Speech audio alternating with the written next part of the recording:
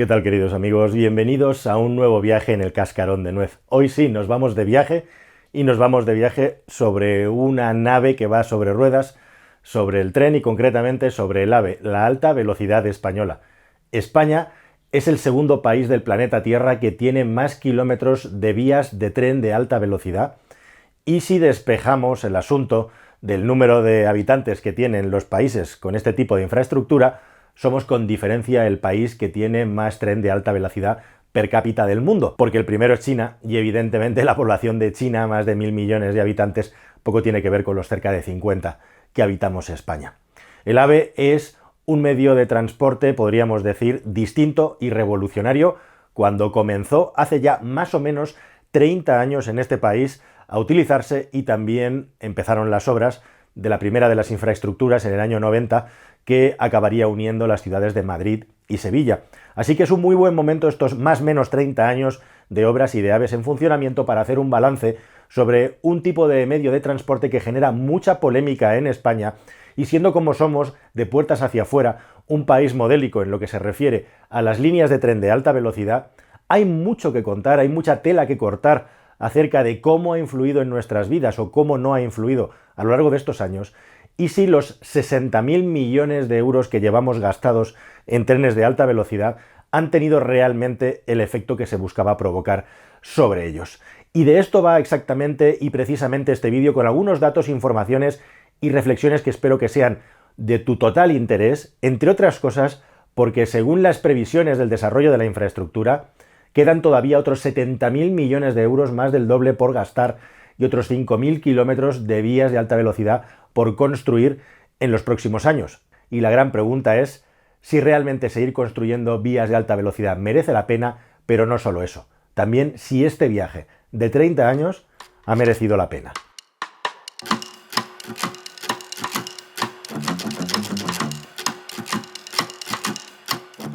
España y los de dentro también tendréis que entender que hay un grandísimo debate en el que suelen ganar las voces discordantes con si realmente ha sido rentable todo este tremendo dispendio en líneas de tren de alta velocidad. Hay argumentos a favor y hay argumentos en contra. Los argumentos a favor dicen que actualmente los costes operativos de los trenes, de los AVEs, son totalmente cubiertos por los ingresos que generan. Es decir, todo el gasto que produce una infraestructura ferroviaria de alta velocidad, con todo lo que eso conlleva a nivel de infraestructuras, mantenimiento, personal, marketing, etcétera, está más que cubierto con lo que se ingresa. Así que, desde ese punto de vista, el AVE es rentable.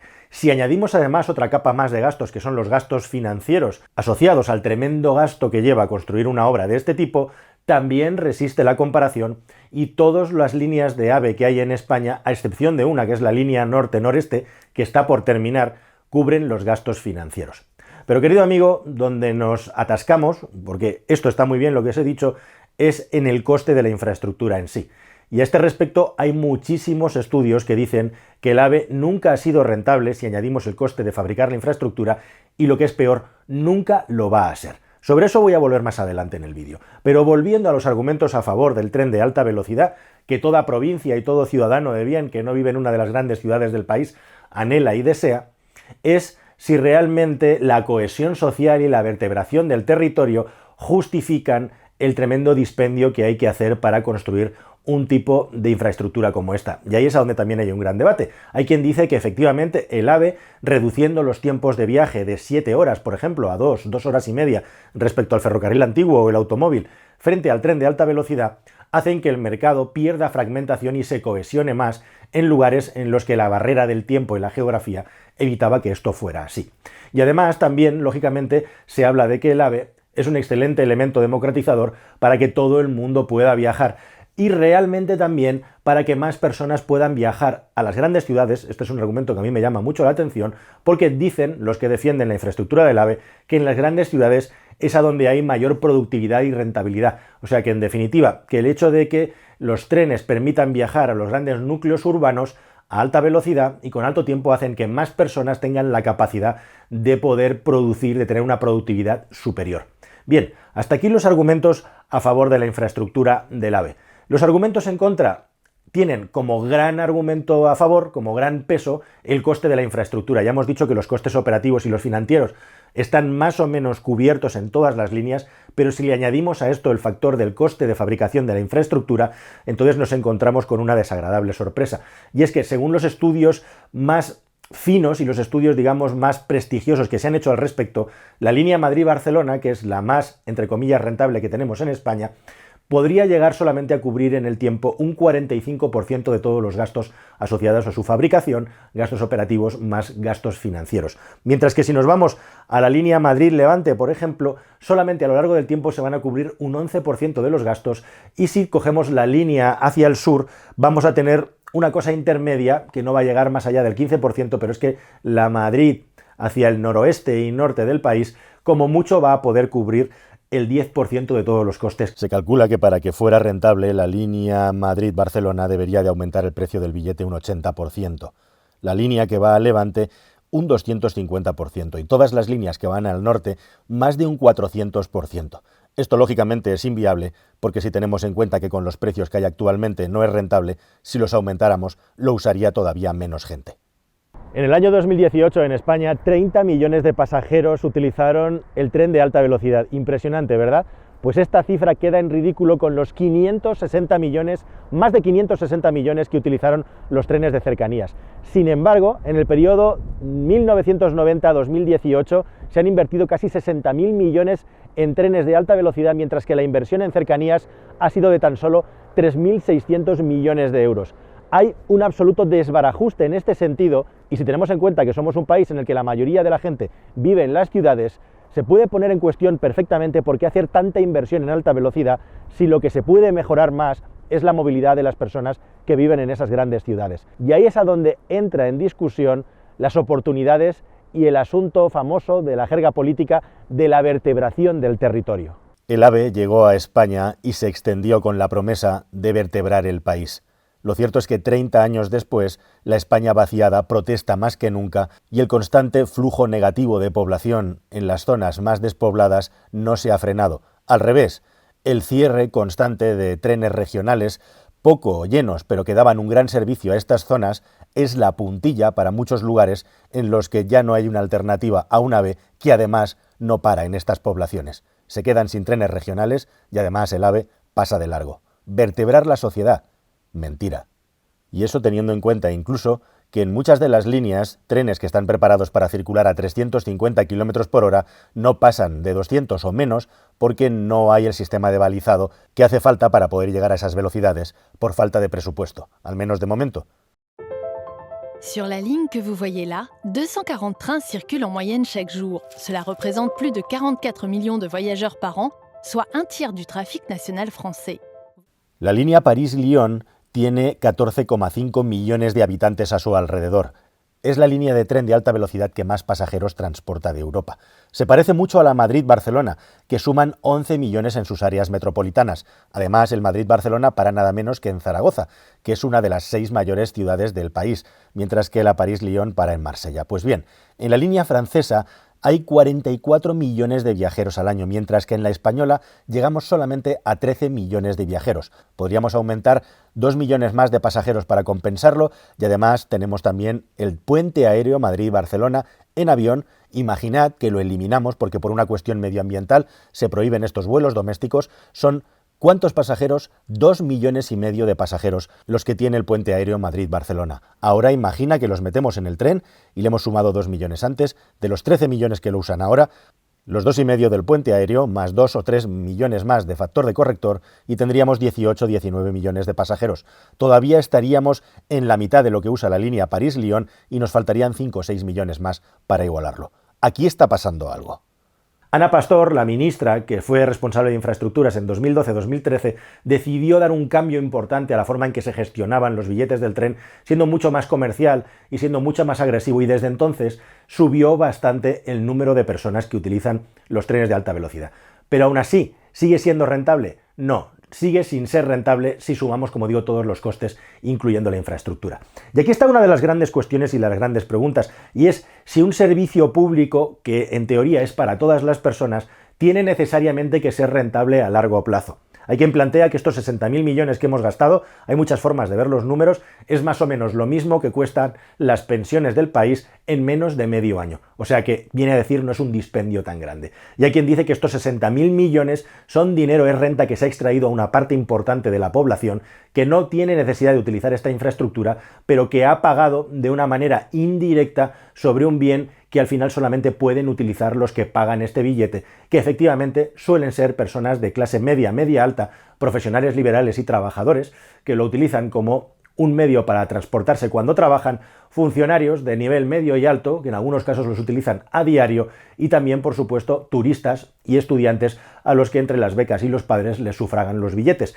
La cuestión es que nos pongamos como nos pongamos, es evidente, a favor o en contra, que las redes de tren en España están infrautilizadas, y ese es un problema muy serio que nos lleva a hacer reflexiones mucho más potentes.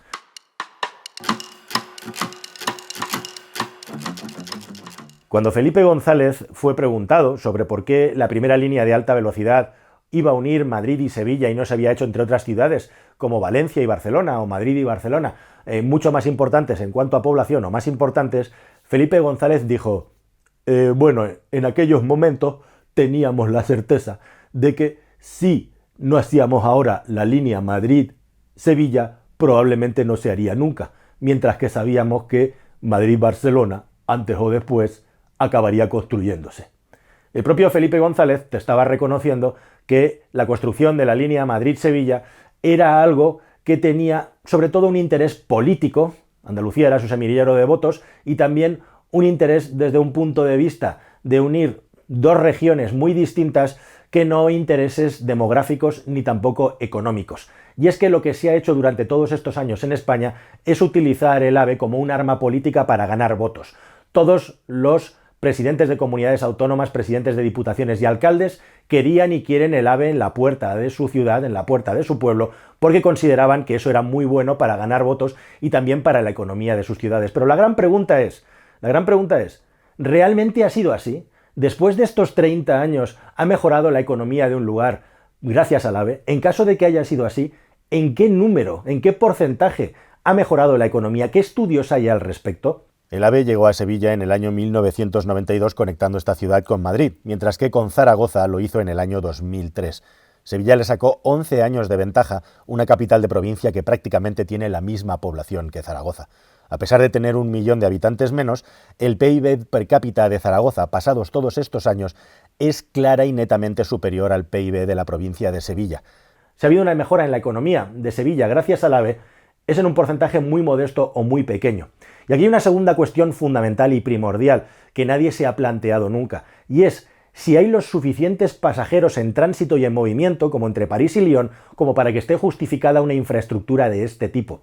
Es muy interesante esta pregunta, pero si os fijáis bien, esto es un patrón en España que ha sucedido con las líneas de tren de alta velocidad, ha sucedido con las carreteras y las autopistas y autovías, y ha sucedido igualmente con los aeropuertos. Se han construido infraestructuras gigantescas que luego han sido sistemáticamente infrautilizadas. Vivimos en un país, España, que tiene un problema precisamente de despoblación en el campo y de muy baja densidad de población en el interior respecto a unas grandes ciudades donde se concentra prácticamente el 50% de la población del país en prácticamente un ramillete de 6 ciudades. Así que algunos creían o piensan que el AVE es un vertebrador, un cohesionador social que da más oportunidades a los lugares en los que llega, aunque desde un punto de vista de población no esté justificado. La gran pregunta es si esto ha sido así. Y la gran respuesta que nadie quiere responder es que no, es que esto es mentira, y que el AVE no trae más riqueza a las ciudades, salvo aquellas, lógicamente, que viven del turismo. Para que el AVE traiga más riquezas a las ciudades, primero esas ciudades tienen que tener las suficientes oportunidades empresariales y económicas para que sea así. Porque nadie habla ni se plantea que el AVE puede provocar el efecto contrario. Y me voy a intentar explicar porque creo que esto es súper importante, interesante y muy poca gente habla de ello. El hecho de tener un tren de alta velocidad que te permite ir a una gran ciudad hace que al final se haya convertido en una especie de limbo para ejecutivos, como digo, para funcionarios y estudiantes que se pueden permitir el coste de viajar en esas máquinas e seguir trabajando mientras hacen esos viajes. Pero lo que provoca el AVE en todas aquellas ciudades de provincias en las que no hay una economía fuerte ni tampoco un gran nivel de emprendimiento e innovación es facilitar que las personas que vivan en esas ciudades se vayan a las grandes ciudades para encontrar lo que les falta aquí, que es básicamente un nivel de mercado superior y también un nivel de formación superior. Y precisamente la rotura espaciotemporal que provoca la alta velocidad hace que muchas más personas que viven en un núcleo aislado se permitan o se planteen dejar de vivir o dejar de trabajar en ese lugar para hacerlo en la gran ciudad, donde les va a ser mucho más rentable. De la misma manera que a muchísimos estudiantes les abre la puerta a poderse marchar, estar toda la semana estudiando en la gran ciudad para volver los fines de semana a su ciudad de origen y estar con su familia, cosa que antes significaba estar desaparecido un año entero y provocaba una barrera.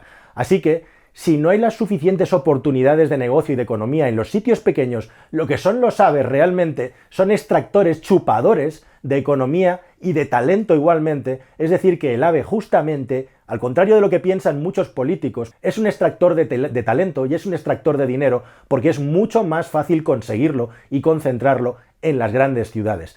Y aquellas personas que llegan a estos lugares que están fuera de los grandes centros de decisión políticos y económicos, básicamente lo que les trae de vuelta es la gente oriunda del lugar a visitar a las familias, ya sean estudiantes, ya sean trabajadores. Y aquellos que deciden irse a un Ciudad Real a vivir, porque en 1 hora y media pueden estar en Madrid y se pueden permitir una mega mansión cuando en Madrid vivirían en un piso, son una minoría que pueden ser neurocirujanos, pueden ser grandes ejecutivos de empresas que quieren vivir en su lugar de origen y, en definitiva, y en resumen, una parte minúscula de la población que no representa toda aquella población que se podría beneficiar de todo esto. Se habla de que el futuro del AVE es liberalizarlo, que para conseguir que esto sea rentable, lo que hay que hacer es que haya muchos más trenes y mucha más oferta para reducir el precio.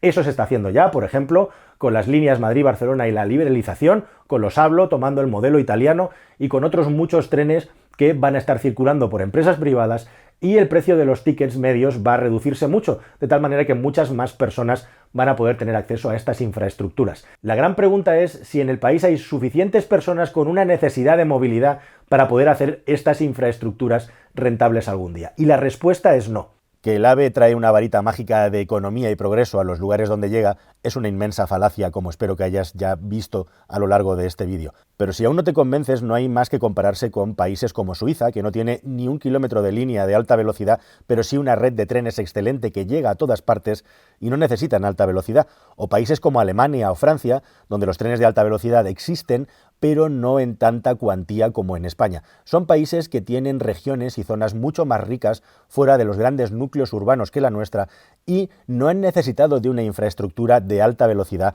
para llegar a los niveles económicos superiores al nuestro a los que han llegado. Y es que para que la gente fluya por el AVE, primero tiene que haber una economía que esté madura y que tenga la necesidad de utilizarlo. Y es ahí a donde nos estrellamos completamente con nuestra realidad. Podemos irnos al ejemplo contrario. El ejemplo contrario es Inglaterra, un país que tiene una infraestructura ferroviaria y de carreteras ruinosa, pero con un nivel económico de frescura, de crecimiento, de chisposidad, de emprendimiento, con un nivel de movimiento de la economía que está a años luz del español, y no han necesitado para eso crear una red de infraestructura de alta velocidad o de autovías. Lo que han hecho es invertir y crear unas condiciones de mercado en la que el dinero ha ido a otros sitios. Y en España lo que hemos hecho es crear una economía de grandes infraestructuras a falta de tener la inteligencia suficiente de promover una economía que beneficiara a la totalidad de la población. Si alguien ha hecho rico en este tiempo las infraestructuras del tren de alta velocidad, es simple y llanamente a las empresas constructoras. Empresas constructoras que normalmente están muy cercanas al poder, me da igual derecha o izquierda, me importa un pimiento. Empresas constructoras que consiguen contratos millonarios para hacer aeropuertos, autopistas, autovías y redes de alta velocidad, y grandes infraestructuras que tienen siempre sobrecostes. El AVE Madrid-Sevilla costó más de un 30% de lo que estaba presupuestado. La estación de AVE de la ciudad de Albacete, 200.000 habitantes, redondeando hacia arriba, es un gigantesco centro comercial. Vamos a ver cómo está por el interior.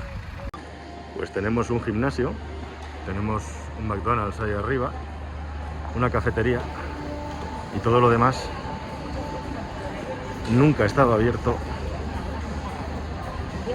o ha cerrado. Aquí una exposición de colchones y el resto del centro comercial, como vais a poder comprobar, pasillos y pasillos y pasillos de nada. Las empresas que había aquí poco a poco se han ido. Había también una gran superficie de supermercado, pero debido a los altísimos precios que tenían que pagar, se han marchado, como es el caso de este local. Por aquí no nos dejan seguir. Pero está todo absolutamente cerrado, todo. En la planta de arriba el panorama es exactamente el mismo.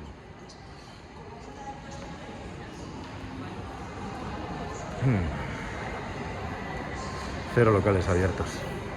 Está todo decorado con motivos provinciales para que no parezca tan triste. La sensación que da es que la empresa que gestiona esto, que tiene los alquileres por las nubes, no tiene ningún interés en bajar los precios para generar aquí negocio. E igualmente, y además, la sensación que da es que de los 3 locales que quedan o 4, lo que quieren es que se larguen. Veremos a ver con qué intenciones. 30 años más tarde de la primera línea de alta velocidad y siendo el país con más línea de alta velocidad per cápita del mundo, España no ha cubierto esos objetivos de vertebrar el territorio y de aumentar el bienestar y el PIB per cápita de las ciudades limítrofes o que están en las zonas más alejadas del centro del país.